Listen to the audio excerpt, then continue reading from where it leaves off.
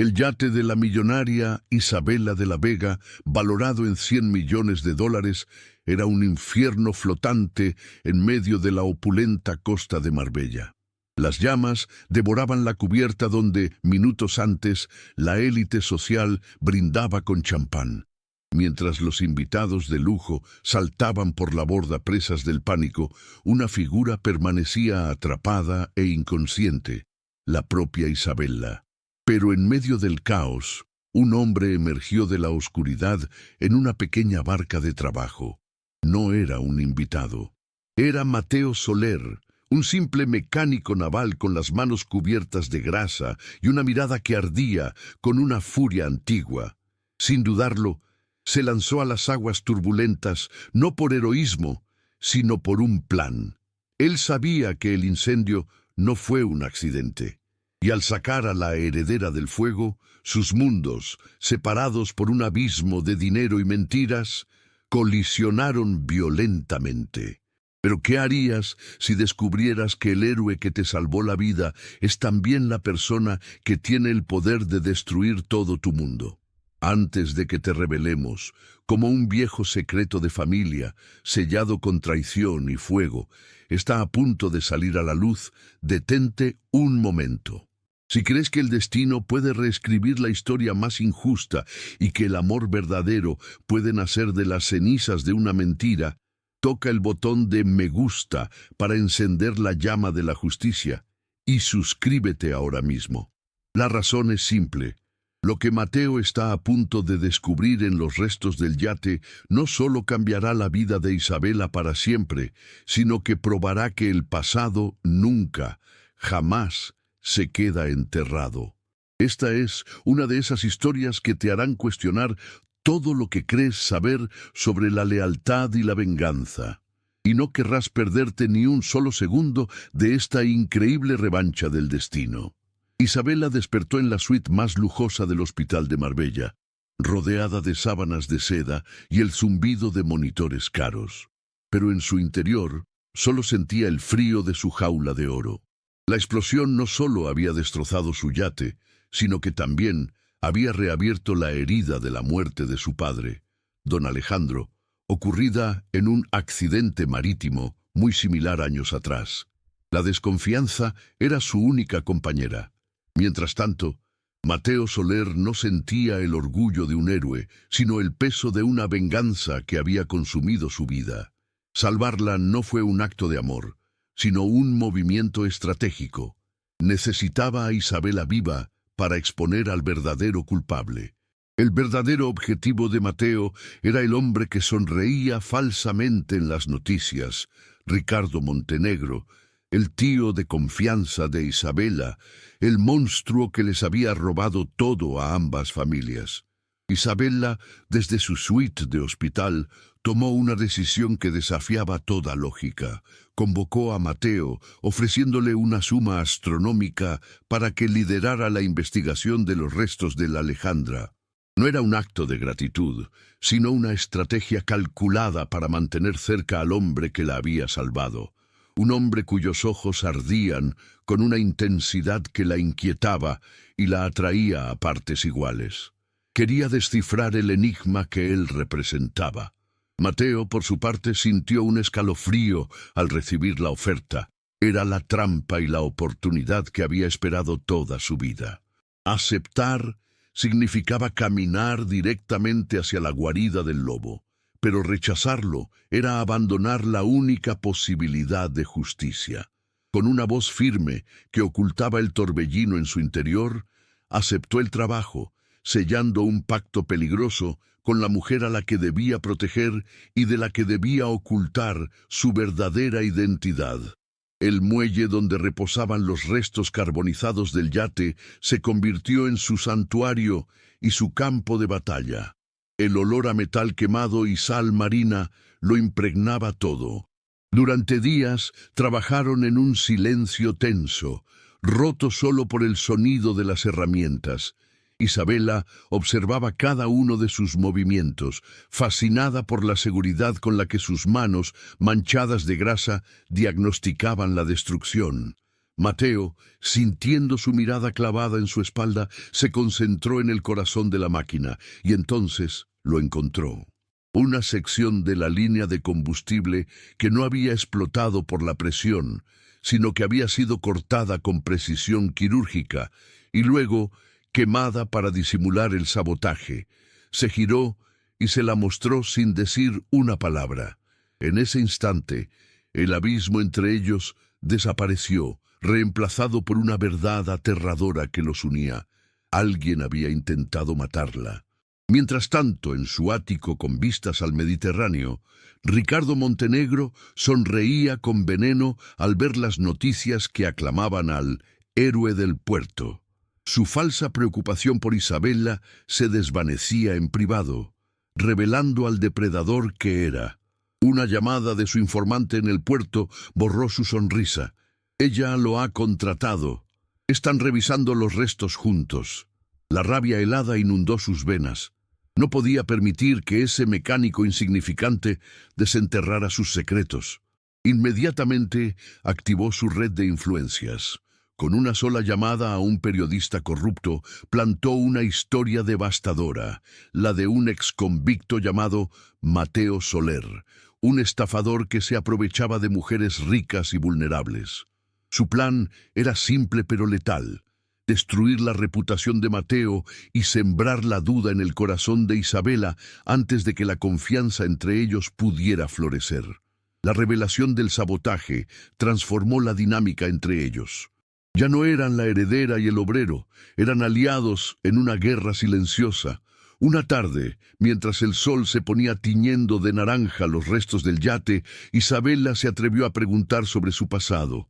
Mateo, con la voz cargada de una emoción contenida, le habló de su padre, un hombre brillante y honesto traicionado por la persona en la que más confiaba.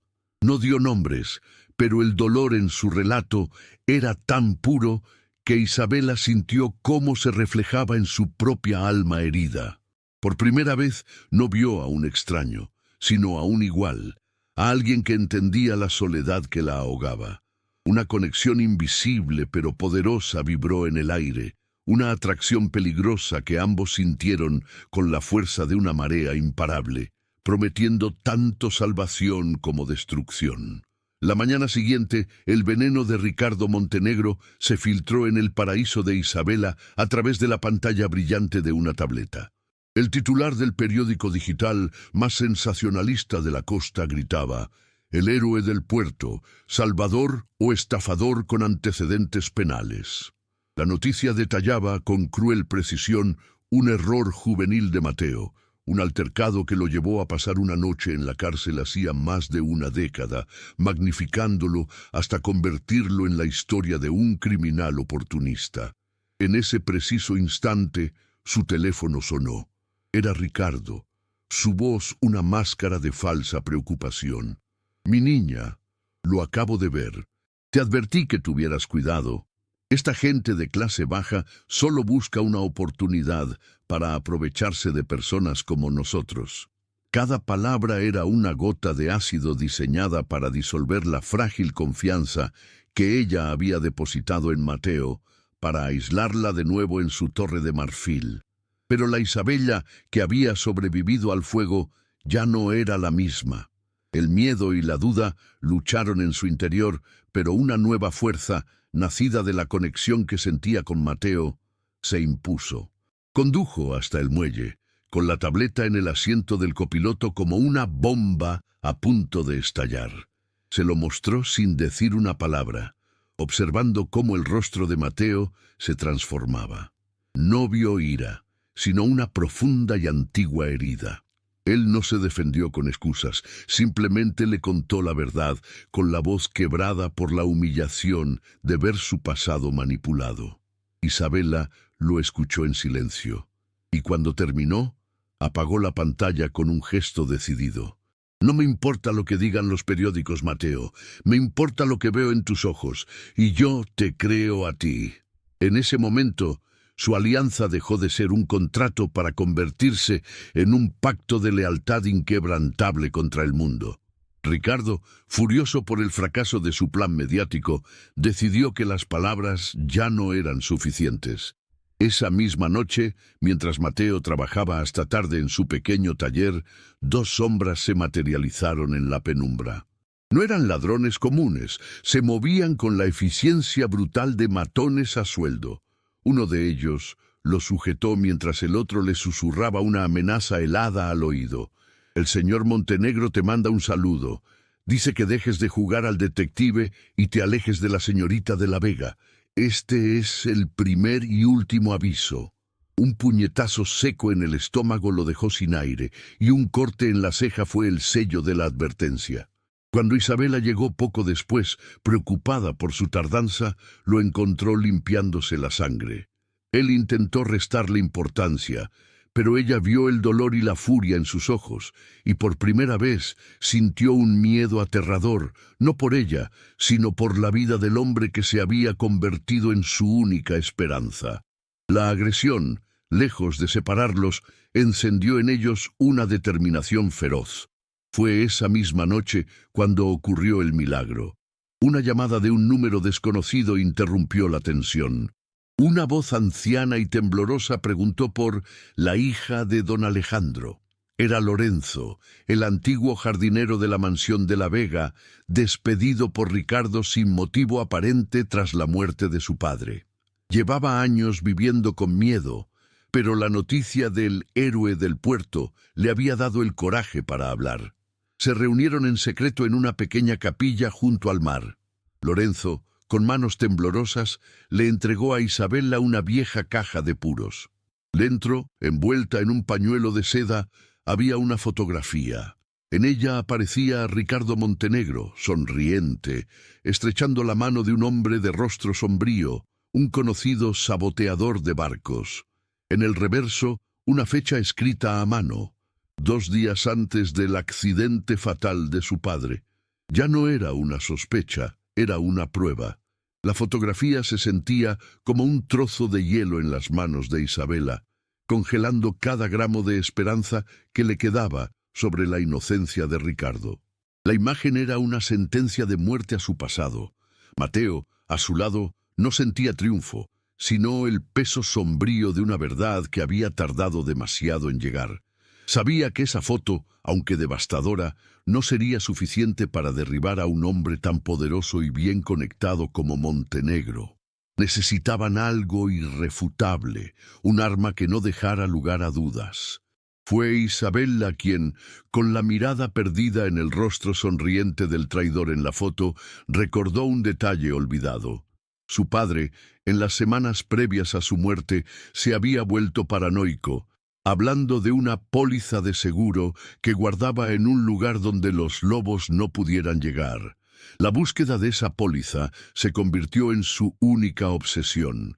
La pista de la póliza de seguro los lanzó a una carrera contra el tiempo. Revisaron cada rincón de la mansión, cada documento en la oficina de su padre, buscando cualquier cosa fuera de lo común. Pasaron noches enteras rodeados de viejos libros de contabilidad y extractos bancarios. El aroma a café rancio, mezclándose con la tensión palpable en el aire. Fue Mateo quien, con su ojo entrenado para encontrar anomalías en los motores, descubrió una en las finanzas de don Alejandro.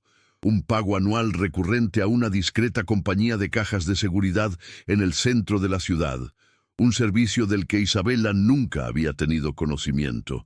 El corazón le dio un vuelco. No era una póliza de seguros literal, era algo mucho más valioso, un escondite. Un santuario secreto donde su padre había depositado sus miedos y, con suerte, las pruebas que necesitaban para hacer justicia. El interior de la bóveda del banco era frío y silencioso. Un stark contraste con el torbellino de emociones que sentían. Con la orden judicial en mano, el empleado les entregó una caja de metal pesado, cubierta por una fina capa de polvo. Dentro, el pasado los golpeó con la fuerza de un huracán. Encontraron el contrato original de la sociedad, que demostraba que el padre de Mateo, Julián Soler, poseía el 40% de la naviera. Junto a él, Un diario de don Alejandro detallaba con una caligrafía temblorosa sus crecientes sospechas sobre Ricardo. Pero el golpe final, el arma definitiva, era una pequeña grabadora de microcasetes. Con manos temblorosas, Mateo presionó el botón de reproducir. La voz de Ricardo llenó el silencio, clara y arrogante, confesando la estafa a Julián y su plan para sabotear el barco de Alejandro, creyendo que nadie escucharía jamás esa grabación. Con la confesión grabada resonando en sus mentes, supieron que no podían simplemente entregarla a la policía. Ricardo era una serpiente con demasiados amigos en lugares altos. Podría hacerla desaparecer. Necesitaban un escenario, una ejecución pública que lo despojara de su poder y su máscara de respetabilidad para siempre. El plan se formó con una claridad escalofriante. La reunión anual de la Junta Directiva, en 2 días, donde Ricardo planeaba anunciar su nombramiento como presidente vitalicio. Sería allí, frente a todo el imperio que había robado, donde su mundo se derrumbaría.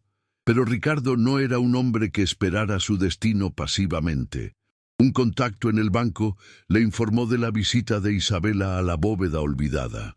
El pánico helado se apoderó de él. Sabía que lo tenían. Levantó el teléfono y marcó un número. Los quiero fuera del camino antes de esa reunión. No me importa cómo. La sala de juntas de Naviera de la Vega era un templo de poder, con una mesa de caoba que reflejaba el cielo azul de Marbella y los rostros de los hombres más influyentes de la costa. En la cabecera, Ricardo Montenegro saboreaba su inminente victoria, listo para ser coronado presidente. Su sonrisa era la de un depredador que ya sentía el sabor de la sangre. Fue entonces cuando las puertas se abrieron y entraron Isabela y Mateo. No llevaban trajes de diseño, sino la armadura de la verdad. Un murmullo recorrió la sala. Ricardo sintió un pinchazo de inquietud, pero lo disfrazó de condescendencia. Creía que aún controlaba el juego, sin saber que acababa de entrar en su propia ejecución pública, un teatro del que no saldría libre. Isabela caminó con una calma gélida hasta el extremo opuesto de la mesa.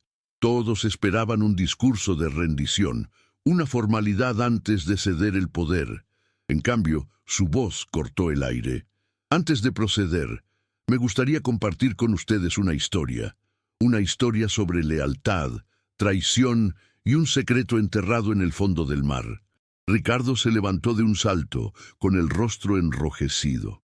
Isabela, esto no es lugar para tus dramas emocionales, estamos en una reunión de negocios. Pero antes de que pudiera continuar, Mateo dio un paso al frente y con un movimiento deliberado colocó la pequeña grabadora de microcasetes en el centro de la mesa.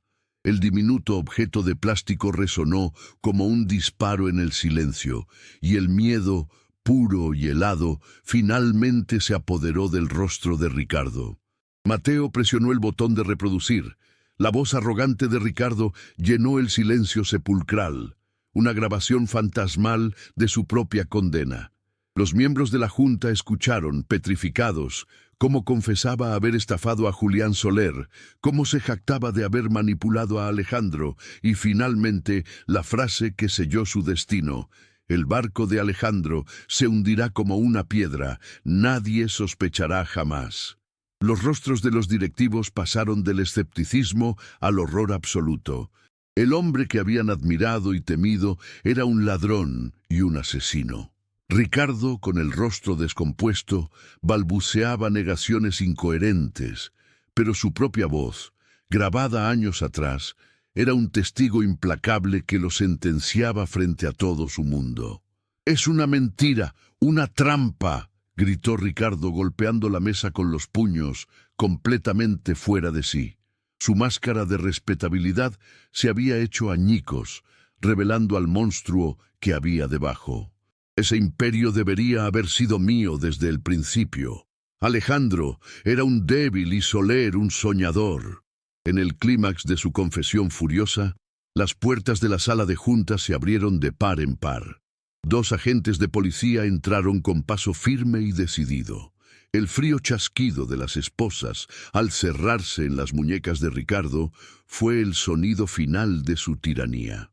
Mientras se lo llevaban, humillado y derrotado, Isabela y Mateo se miraron. En sus ojos no había triunfo, sino una paz profunda y catártica. La justicia, por fin, había emergido de las profundidades para reclamar lo que era suyo. El juicio de Ricardo Montenegro fue el espectáculo mediático del año, un circo de traición y codicia expuesto bajo los implacables focos de la justicia. Cada día, las pruebas se apilaban como lápidas sobre su reputación. El diario de don Alejandro, los testimonios de antiguos empleados aterrorizados y la grabación de su propia voz, que resonaba en la sala del tribunal como el eco de un demonio. Fue condenado a cadena perpetua, sin posibilidad de libertad condicional. Las cámaras capturaron su rostro descompuesto al ser escoltado fuera de la corte, ya no como el magnate intocable, sino como un prisionero anónimo, despojado de su poder, su fortuna y su futuro. Su imperio de mentiras se había derrumbado, y su nuevo hogar sería una celda fría, donde el único sonido sería el del arrepentimiento que nunca llegaría a sentir. Con la sombra de Ricardo finalmente desvanecida, Isabela y Mateo comenzaron la monumental tarea de reconstruir no solo una empresa, sino un legado. El primer acto oficial de Isabela como presidenta única fue cambiar el nombre de la compañía. En una ceremonia emotiva, frente a todos los empleados, se desveló el nuevo logo, Naviera de la Vega Soler. Fue un acto de justicia poética que honraba la memoria de sus padres y devolvía el honor al apellido Soler. Mateo, de pie a su lado como copresidente, ya no era el mecánico de manos sucias, sino un líder visionario cuya integridad se convirtió en el nuevo pilar de la empresa. Juntos transformaron la naviera en un símbolo de ética y resiliencia, demostrando que un imperio construido sobre la verdad es infinitamente más fuerte. 3 años después, en una cala privada bañada por el sol dorado de Marbella, Isabela y Mateo se dieron el sí, quiero. La boda no fue un evento para la prensa, sino una celebración íntima y sagrada, rodeados solo por aquellos que habían permanecido a su lado en la tormenta. Isabela llevaba un vestido sencillo que realzaba la luz que ahora irradiaba desde su interior, una paz que el dinero nunca pudo comprarle. Mateo, con una mirada de adoración pura, le prometió no solo amor eterno, sino un refugio seguro para siempre. Mientras intercambiaban los anillos, no solo sellaban su unión como marido y mujer, sino que celebraban la victoria de 2 almas que, tras haber sobrevivido al fuego y a la traición, habían encontrado en el otro su verdadero y único hogar. El sol se ponía, tiñendo el cielo de tonos anaranjados y púrpuras, mientras el nuevo yate de la familia, el Renacer, se deslizaba suavemente sobre las aguas tranquilas del Mediterráneo. En la cubierta, Isabela acunaba a su pequeño hijo de 1 año, Alejandro, cuyo nombre era un tributo al pasado y una promesa para el futuro. Mateo la rodeó con sus brazos, y los 3 observaron el horizonte en un silencio perfecto. Ya no había rastro de la heredera solitaria ni del mecánico atormentado. En su lugar, había una familia forjada en las cenizas de una mentira, unida por una fuerza indestructible. Comprendieron entonces que a veces el destino debe incendiarlo todo para que puedas rescatar el único tesoro que realmente importa, un amor verdadero capaz de salvarte la vida. La jornada de Isabela y Mateo demuestra que el amor, forjado en el dolor y la verdad, es la fuerza más poderosa del universo. Si esta historia de redención tocó tu alma, compártela para que más personas crean en lo imposible. Y suscríbete para más relatos donde el bien siempre triunfa, no importa cuán oscura sea la noche. Juntos vamos a celebrar las revueltas que solo el destino puede crear. La historia de Isabela y Mateo es mucho más que el relato de una venganza cumplida. Es un poderoso testamento de que el verdadero valor no se mide en yates de 100 millones de dólares, sino en la valentía de un corazón que se atreve a confiar después de la traición. Su viaje nos enseña que a veces los incendios más devastadores no vienen a destruirnos, sino a purificar nuestro camino, quemando las mentiras para dejar al descubierto la verdad que nos hará libres.